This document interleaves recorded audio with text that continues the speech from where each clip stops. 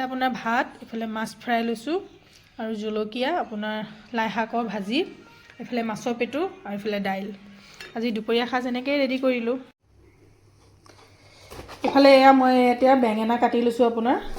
বেঙেনা আপোনাৰ মাছৰ এনেকৈ তেল দি বনাম। এয়া মাছৰ পেটু আৰু এইখিনি মাছ ফ্ৰাই কৰিম আৰু মাছৰ পেটু বেঙেনা দি বনাম।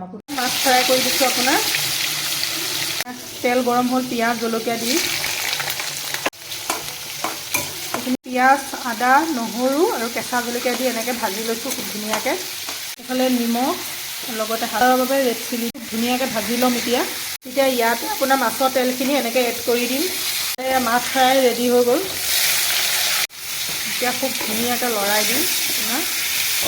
এইফালে আপোনাৰ মাছৰ পেটু ৰেডি, খুব ধুনীয়াকৈ হৈ গ'ল। এতিয়া ভাতকেইটা খাই লওঁ। আপোনালোকে খালেনে? যদি নাই খোৱা খাই লওক।